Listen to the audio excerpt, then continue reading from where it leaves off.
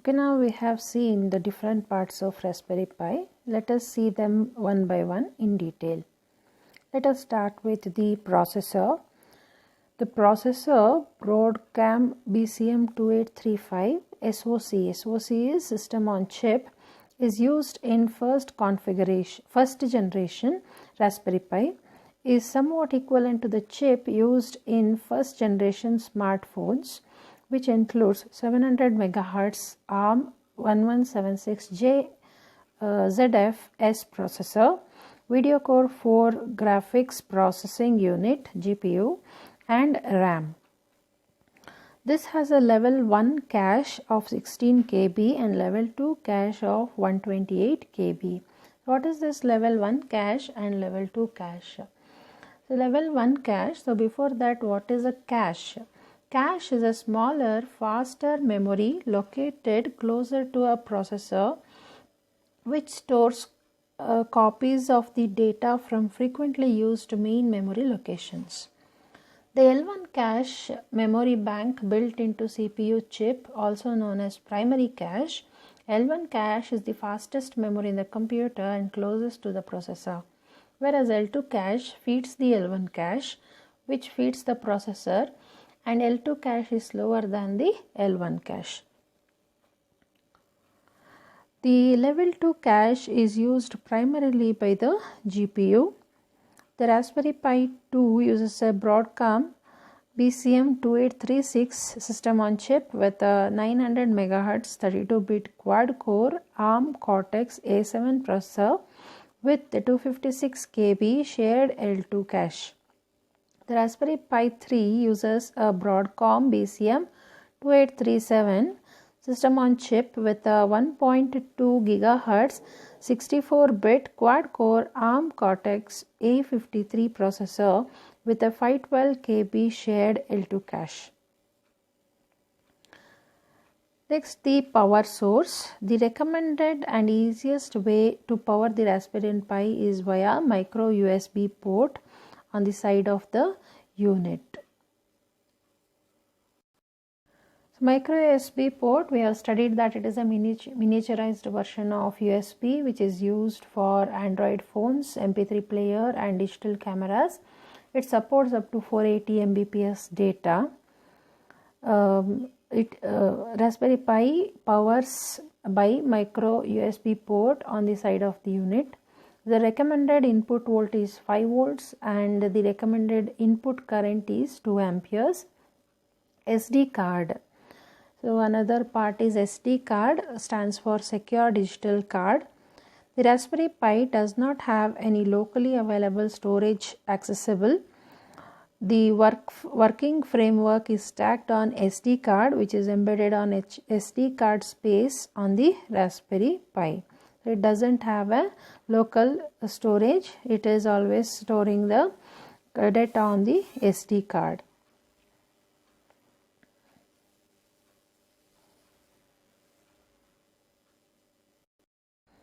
Next, the GPIO, general purpose input output. So we have studied that GPIO is a powerful feature of Raspberry Pi, general purpose input output, along with the top edge of the board.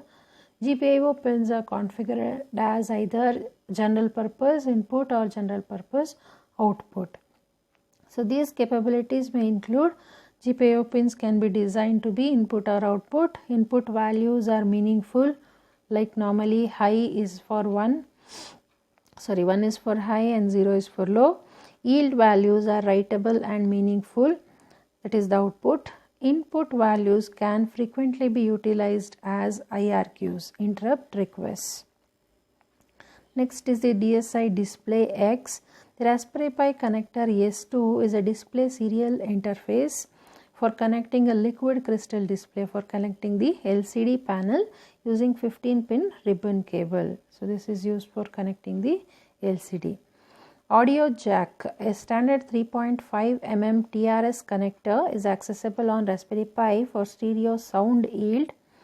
Any earphone or 3.5 mm sound link can be associated straightforwardly. So you can connect the earphones or sound link through this audio jack. Then the status LEDs. There are 5 status LEDs on Raspberry Pi that demonstrate the status of different exercises. OK SD card access, power 3.3 volt power, FDX full duplex LAN, LNK link activity LAN in the model B, and 10 by 100 M bit LAN model B. So these are the different status LEDs. They will glow on these powers. Ethernet port is accessible on model B and model B+. It can be associated with a system or web utilizing a standard LAN link on the Ethernet port. CSI connector is a camera serial interface. It stands for is a serial interface outlined by MIPI. MIPI is Mobile Industry Processor Interface Organization. Together went for interfacing cameras with portable processor. This is used for interfacing the camera with the processor. Then HDMI, high definition multimedia interface, to give both video and sound output. HDMI is used. Then system on chip. System on chip is an integrated circuit that coordinated all the parts of a PC or other electronic framework into a solitary chip. So all the parts of the PC and electronic framework is on a single chip. That is system on chip. System on chip consists of a microprocessor chip or a DSP core, memory pieces including ROM, RAM, EEPROM, timing signal, that is through oscillators. Peripherals include counters, clocks, ongoing clocks, outer interfaces, example USB, Ethernet to the external world. Simple interfaces includes ADCs, analog to digital converter, and DACs, digital to analog converters, voltage controllers, and power administration circuits. So system on chip consists of all these. Then the accessories. What accessories it has? It has a camera. On 14th May 2013, the Raspberry Pi camera board with a firmware redesign was added. Raspberry Pi camera board contains 5 megapixel sensor. It supports 1080p, 720p and 640 into 480p video modes. So we have seen what is this. P stands for progressive scan. It is a more detailed image on the screen and users susceptible to flickering.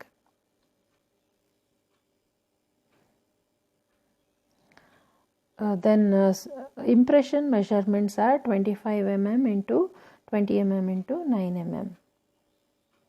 Then GERT board, a Raspberry Pi Foundation authorized gadget. It is a Raspberry Pi Foundation authorized gadget. Grows the Raspberry Pi's GPIO pins to permit interface with the LEDs, switches, sensors, Arduino Perfect controller. Even you can connect this to Arduino and different gadgets. So this GERT board will allow you to connect the Raspberry Pi GPIO pins to LEDs, switches, sensors, even the Arduino and other gadgets. Then USB hub. So what is this USB hub? Is a device that expands a single USB port into several so that there are more ports available to connect devices to a host system. So it makes a single USB port as a available multiple ports so that multiple devices can be connected to the host system.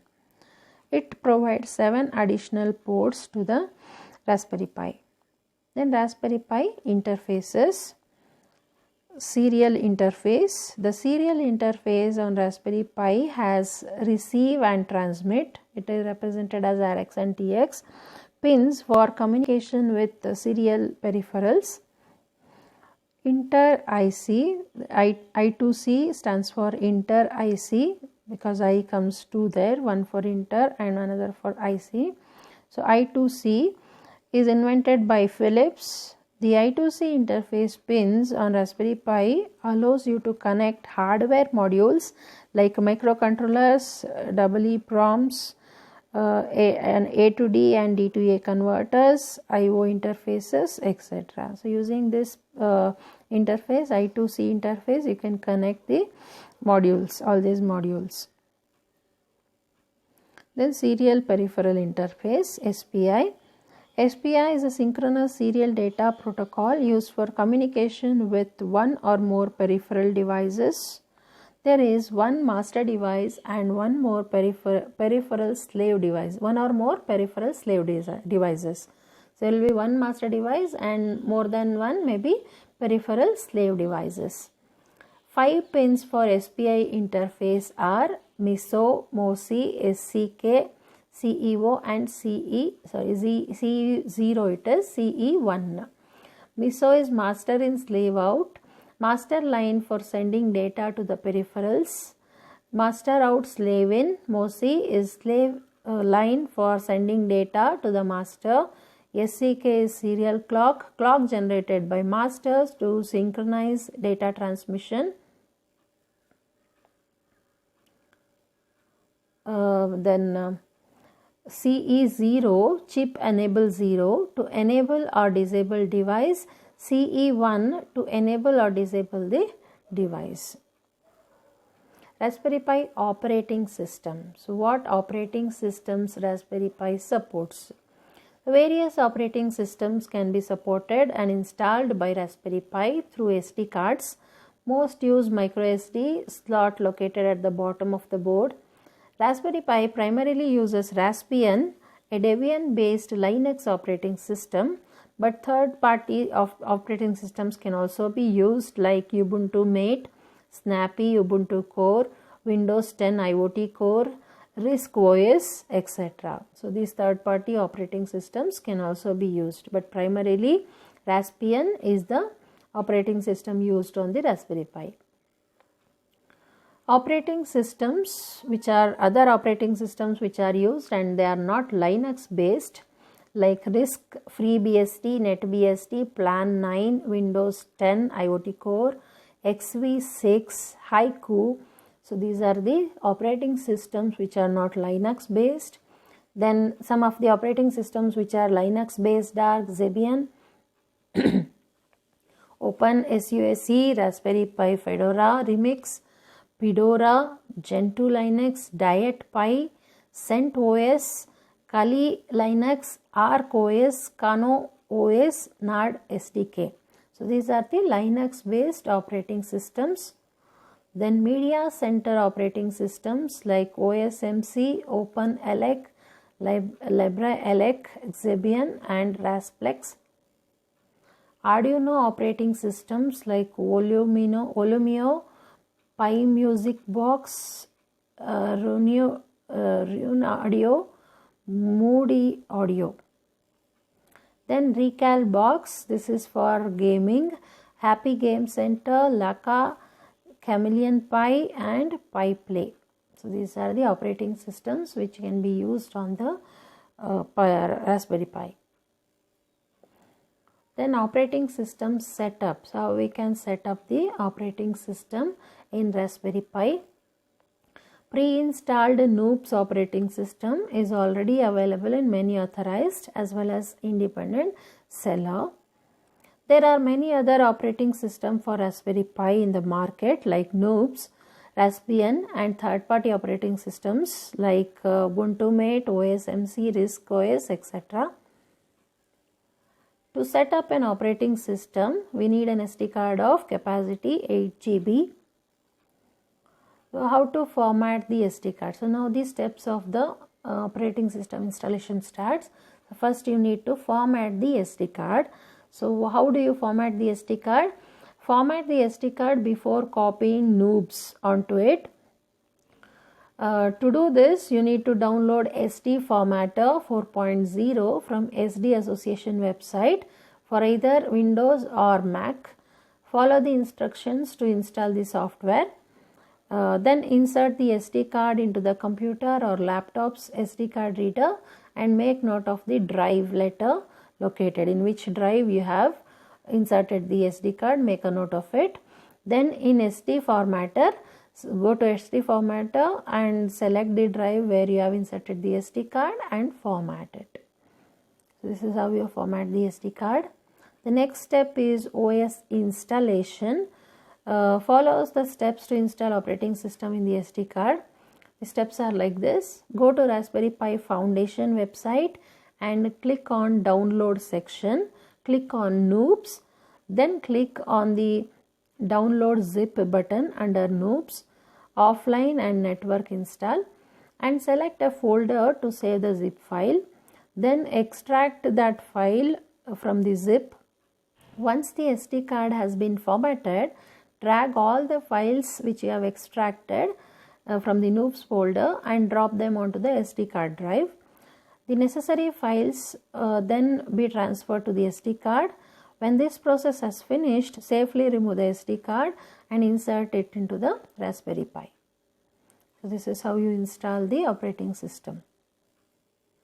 Then first boot. So how to boot? Plug in the keyboard, mouse and monitor cables. Now plug the USB cable into the Raspberry Pi. Now Raspberry Pi will boot and a window will appear with a list of different operating systems that we can install. We recommend using Raspbian. So the textbook recommends using Raspbian. So tick the box next to Raspbian and clicking on install. Then Raspbian will then run through its installation process. Note that this can take a while, so you have to wait for some time. When the install process has completed, the Raspberry Pi configuration menu, Raspi config, will load. Here we should set the time and date for our region, enable a Raspberry Pi camera board, or even create the users. So what is your requirement? You need to do it. So here you have to set the time and date, and you have to enable the camera and also create the users. So that there the installation of OS ends. Then the login information. The default login for Raspbian Pi user name is Pi with the password is Raspberry. We can change it later. To load the graphical user interface, type Start X and press enter. So after that you will get the Raspbian desktop like this. So this is the picture of the Raspbian desktop where you will find all the applications which you can use. Then this is the file explorer on Raspberry Pi. So you can explore the files, you can open it, you can find them. There is a recycle bin called waste basket. You can see here waste basket. Then browser on Raspberry Pi looks like this. Then Raspberry Pi configuration tool. So this is how the configuration tool of Raspberry Pi look like.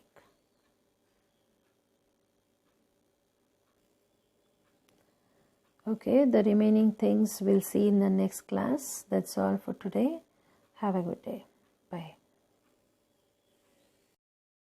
Okay, earlier we have seen some of the programs which you can run on Raspberry Pi using Python. We have written the program, but now we are writing the program using Python only, but we are running that using Raspberry Pi and the other components which are interfaced to the Raspberry Pi. The components which are interfaced are like push button, LEDs, sensors, etc. So such programming, how to interface the components to the Raspberry Pi and how to write programs and run it, let us see, and let us see their outputs too. Now the first program what we are looking at here is to print some message on a terminal. So it is our tradition to write a program, beginning program to display hello world message, right? So here also we are writing a program to display hello world message.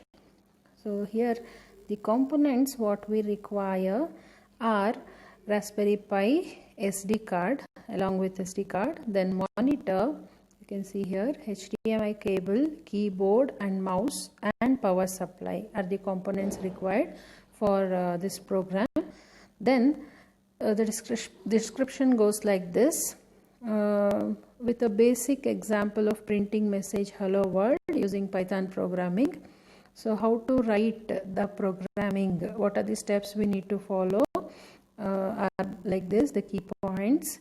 Find your customized Raspberry Pi, then mount the SD card, which we have seen in the earlier class, right? Formatting and mounting and all. Then plug in the HDMI cable into the Pi and the monitor. Then plug in the keyboard, then plug in the mouse and power cable. Then type in username Pi and the password is Raspberry, as we have seen earlier. Then double click on the terminal and this will load the terminal where you can write the program.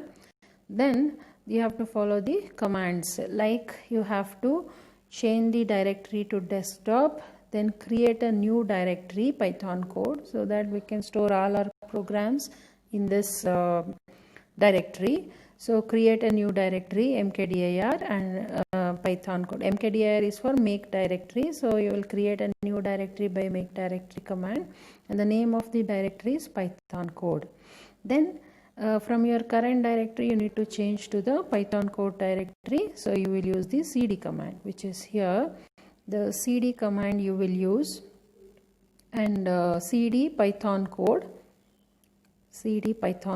then create a new file. Under Python code you will create a new file where you can write the program helloworld.py. So the Python program will have py as the extension, right? So you have to create a file helloworld.py, and then you have to enter the code which you need to run on the Raspberry Pi. Then run the Python code using the command sudo python and the name of the file. How do you run a program? You run a program by using the command sudo python and the name of the program where you have written the program to be executed. So what is this sudo? Sudo is a Linux command. It is a Linux command line command actually, used to temporarily increase the privileges of a user to run or install the program. Okay, so temporarily, sudo means false, right? So false privileges for temporary period will be given to the user for running a program or installing a program. The privileges are given. Okay, then we will see after running that program, we'll see hello world message on the screen. So let us see how you can write the program. Okay, this is the program you write in the file.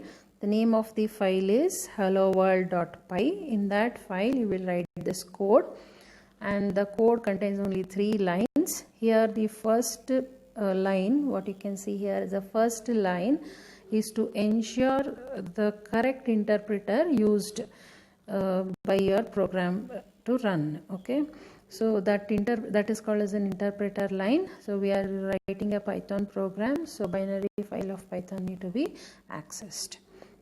So that path we are giving here. Then we are writing a message print hello world. You know that hash is used for writing comments, right? Whatever it follows after the hash will become a comment. So now this is a comment which says the program is to print hello world, and this is the actual program code, only single line. So here this line print hello world will print the message. Let us see how you can run this program. So you can run this program on the command line like this. So as we discussed, you will give the command sudo python and name of the file, and then here you can see hello world is the output which is printed on the console. So this is how the hello world program you can run on the Raspberry Pi Python. Next program is to blink an LED. So first we will see how to blink an LED once, and then we will see continuous blinking, how we can enhance that program for forever blinking. So here what we require, the components required are Raspberry Pi with SD card, monitor with HDMI cable, keyboard, mouse and power supply, and we need one red LED and one blue LED and two resistors each of 1K. So that is the requirement for this program. Then we will use the GPIO pins. We have discussed earlier what is GPIO pins, right? General purpose input output pins. Both for input or output we can use those pins. So the pins, GPIO pins 17 and 27 are used for connecting the LEDs. We have taken one red LED and one blue LED, right? So for connecting those LEDs we use pin number 17 and pin number 27. They are initialized as output pins. The state of LED is toggled by executing two programs. One is for glowing, the other one is for blinking. Okay, so let us see the code. So here the connections need to be done like this. So this is the Raspberry Pi board. So from the Raspberry Pi board, these are the GPIO pins. For which pin number 17 and 27, you can see here this is pin number 17 and this is pin number 27, which are connected to LEDs through the blue line and the magenta line, you can see here. So those wired connections are given for these LEDs, and to the other end of the LED there will be a resistor connected. So we have seen that the components required are 1K, two resistors of 1K each. So those resistors to the other end of the LED are connected, and then so here the ground connection and the power connection are given. So to the ground connection the resistors at other end are connected, and power connection will be providing the power to the whole breadboard. Okay, so this is how the connections are made. So now let us see how you can write the program for making the LED glow. So here this is as usual our interpreter line. Then we are importing RPI. RPI is Raspberry Pi. Okay, Raspberry Pi dot GPIO as GPIO. So this is represented by this name GPIO. Instead of writing RPI dot GPIO, we can simply write GPIO. So now this line is for importing the GPIO module of Raspberry Pi. So then the next line GPIO dot set mode GPIO BCM. So this is for setting the mode to represent the numbering scheme you prefer. So what is this BCM? BCM is Broadcom SOC channel for pins, SOC channel pins. Okay, so we have seen in the previous class Broadcom system on chip channel pins. So to access those pins we make use of this set mode GPIO and BCM. Then GPIO.cleanup. So this GPIO.cleanup means it will return all channels you have used back to inputs. So earlier whatever the inputs you have given, all those things will be cleared. Then GPIO.set warnings to false. You will set the warnings to false.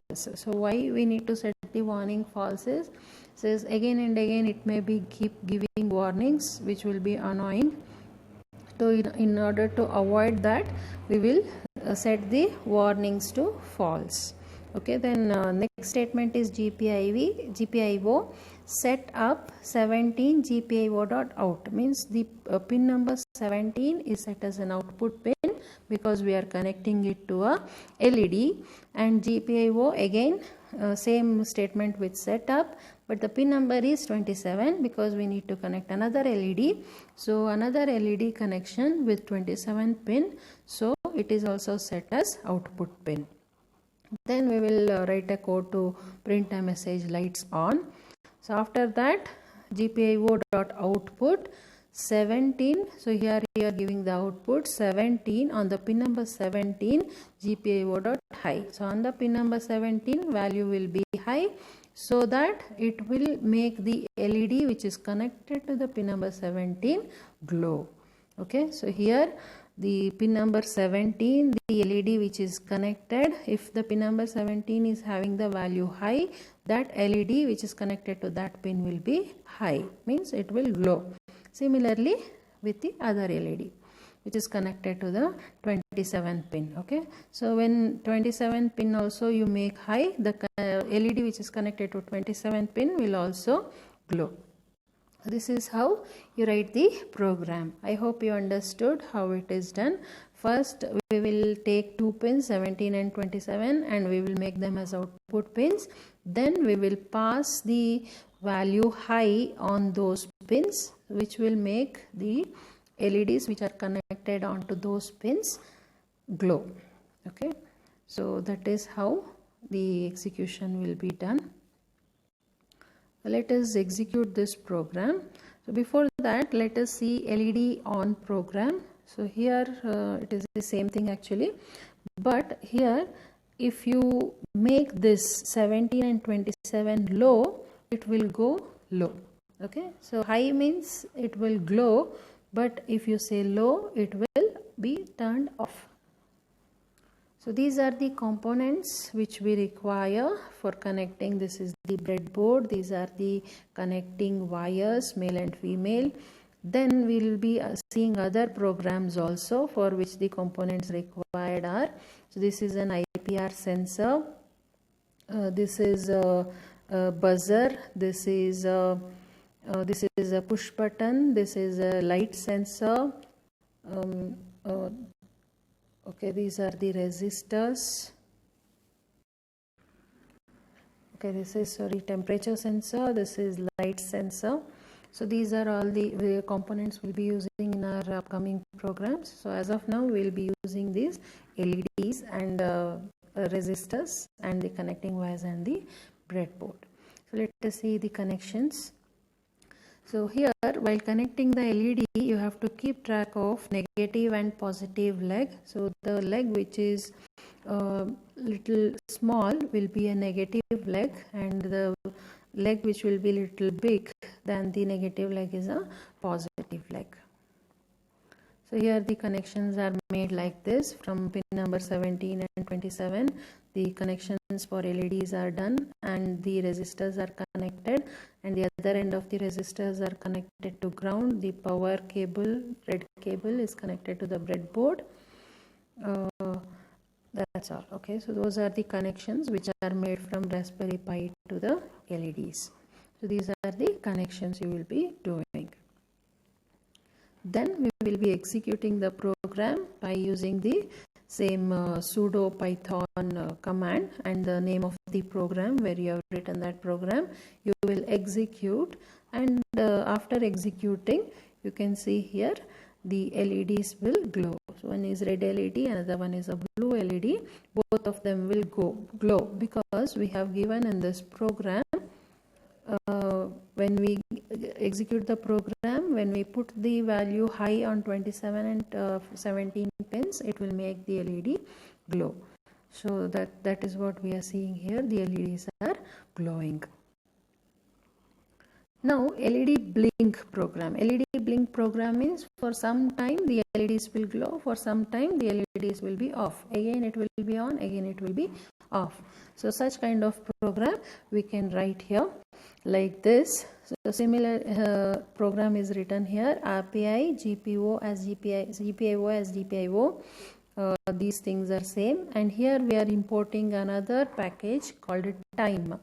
So this time is used because we have to give some delay between the on and off values given to the LED. For some time it should be on, for some time it should be off. So that delay should be given. For that purpose we are making use of this time package. And here set mode GPIO BCM. So this we have discussed. Then set warnings to false. Then set 17 and 27 as output pins. Then for turning on the LEDs. So now for turning on the LEDs, here GPIO output 17 GPIO dot high. So again 17 and 27 are given the value high. Then when they are high, they should be high for some time. So what is that time is given here. Time dot sleep means a delay is introduced here. So time dot sleep for 1 second. 1 is a parameter for sleep, which indicates that it should be high for 1 second. After that the LEDs are off. Okay, turn the LEDs off by giving the value low on the pins 17 and 27. You will be giving the value low, which will make the LEDs off. For how much time? Again for 1 second. Again it will be high. So high for 1 second, low for 1 second, again high for another second. Okay, so it will be high. Initially it will be low, then it becomes high, then low, and then high. So it is one time blinking.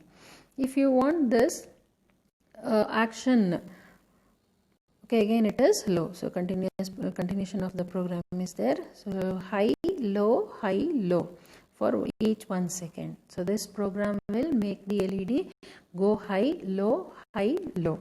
So that way it will work. Okay, let us see how we will execute the program and see the output.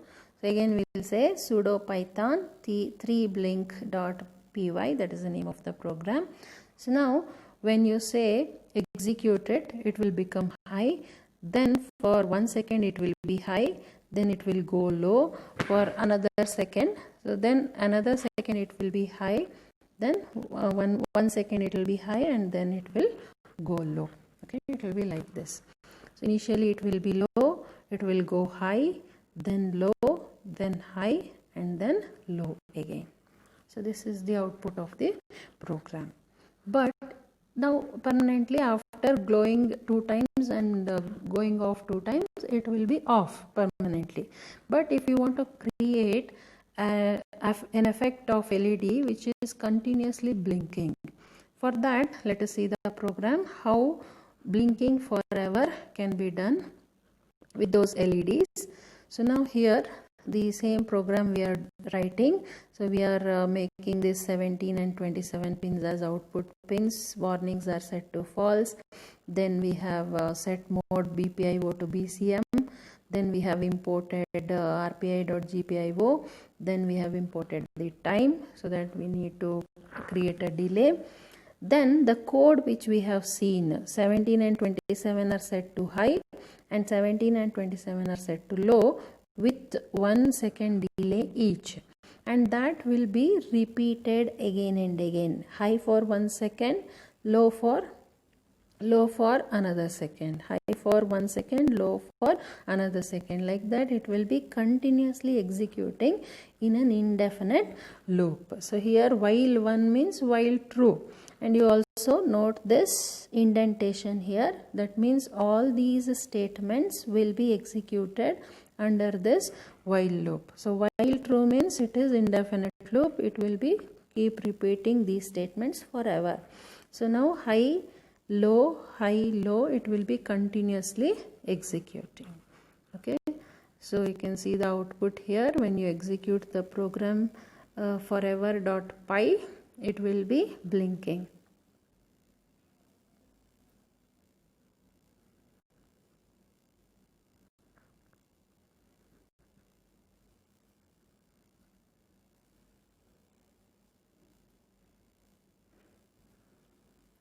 Okay, like this forever it will be blinking continuously.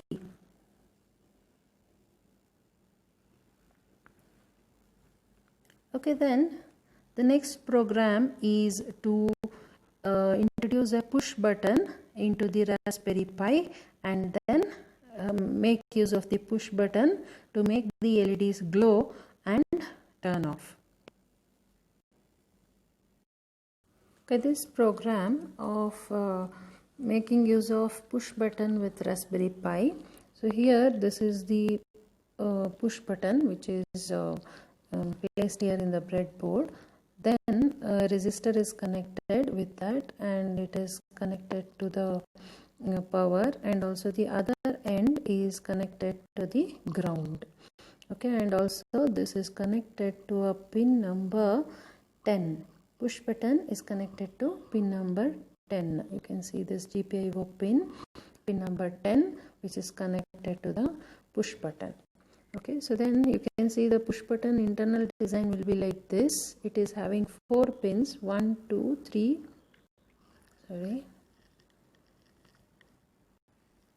it is having 4 pins, 1, 2, 3 and 4, and there is a circuit in between. When you press the push button, the circuit will close and it will make the operations. So here the connections physically will be done like this. You can see this is the push button. The resistor is connected. Push button is connected to the Raspberry Pi, and also the other end is connected to the ground, and resistor is also connected. So now here this push button is to activate the push button, the code is written like this. So here this is the interpreter line, then import OS. We are making use of OS package. This import OS module will let you use the commands on the OS operating system. Then import time for delay, then GPIO, then BCM, which we have seen earlier, so I am not repeating it here. Then set warnings to false, and now here you can see the setup for pin number 10 is done and it is taken as an input pin. It is set as an input pin, right? GPIO.setup pin number 10 is set as an input pin, GPIO.in. Then this message will be displayed, button plus GPIO. That message as it is will be printed on the screen. Then print GPIO.input of 10. So what it will print? It will print the current button status. So whether it is on or it is off, that current button status will be printed. After that we are creating an infinite loop with while true. Then GPIO.input of button 10 equal to false. That means the push button is not pressed. Then it will say, false means it is pressed. So print button pressed, and then it will display the os.system. So os we have imported here, right? So that os.system function is called. Using that system function, you can execute the commands on the command line. So whatever the command line commands we execute, cat, cal, date, time, echo, etc. So those commands you can execute using system. So this system function you can also try it in C. It will work. The command line operations you can execute in C program also. os.system date, that will be, if button is pressed, it will display the date indicating that the button is pressed. Okay, then GPIO input 10, then it will be sleeping for 5 seconds. Otherwise it will clear the screen. Say again, system function is called to clear the screen, and it will be waiting for you to press the button and wait for some time. Okay, so this will be repeated again and again until you exit.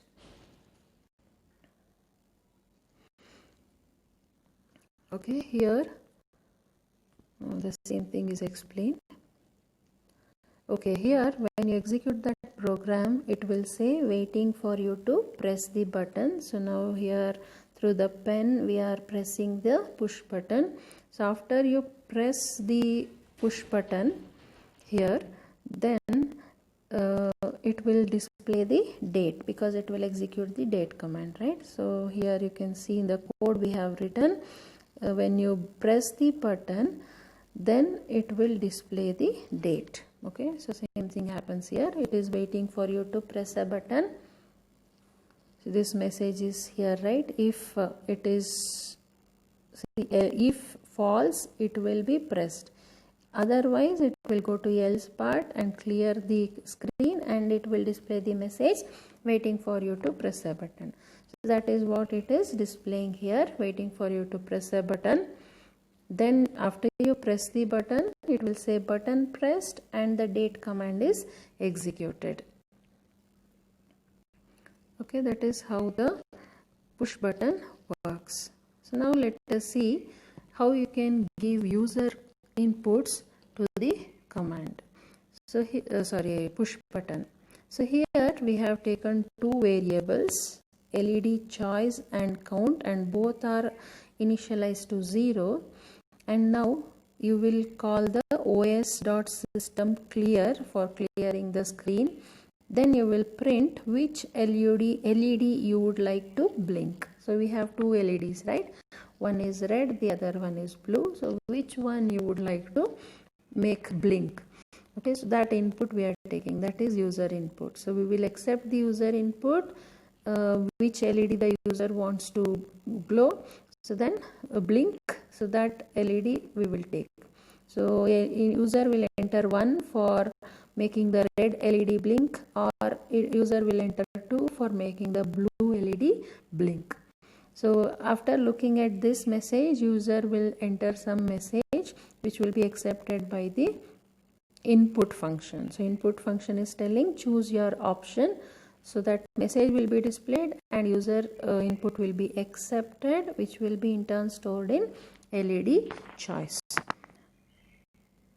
Then, okay, see here, which LED you would like to blink. Then it is giving the option, 1 is red, 2 is blue. Then choose your option. So 2 is given here. So likewise you can execute the program, and you can also improvise this program like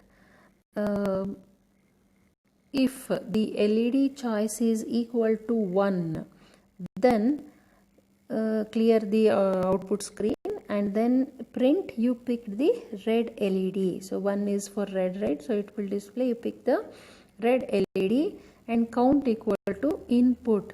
How many times you would like the LED to blink? So how many times? 5 times, 10 times?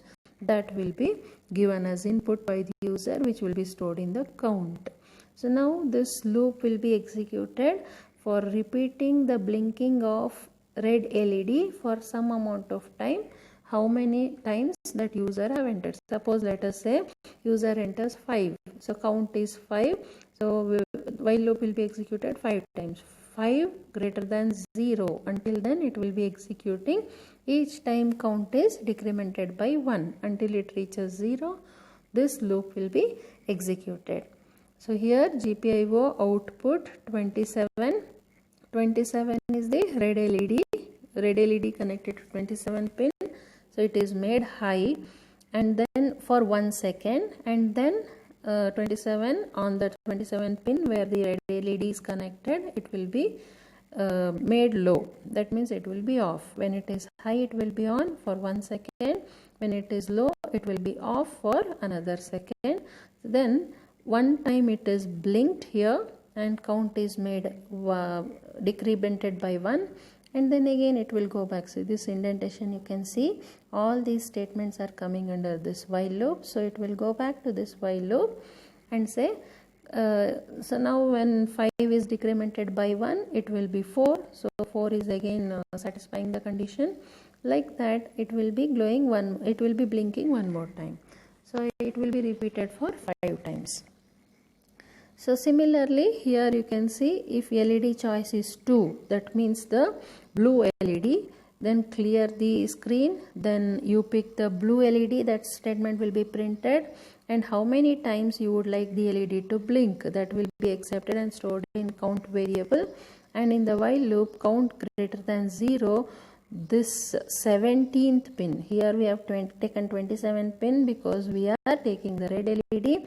Here we are taking the 17th pin because we are taking the blue LED, and 17th pin is made high then for 1 second, and again it is made low for another second. Again count is decremented. So like that it goes on. Same way with 17th pin will be executed.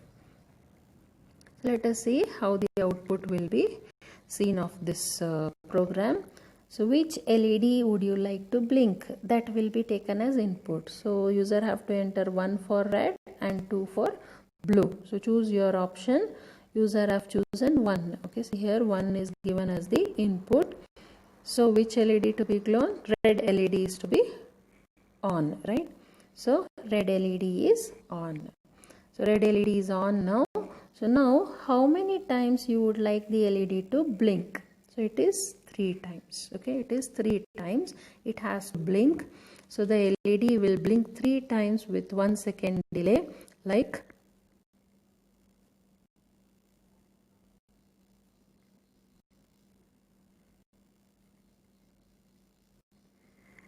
okay, so like this 3 times it will blink.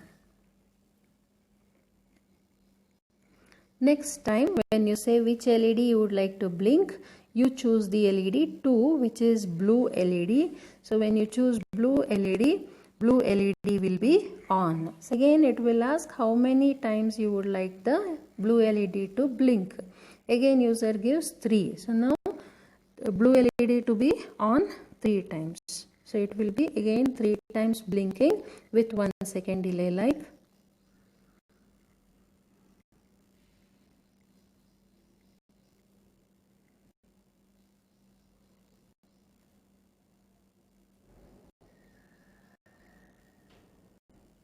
okay, like this 3 times it will be blinking. The next experiment is connecting the buzzer. So here you can see this buzzer is connected to the Raspberry Pi.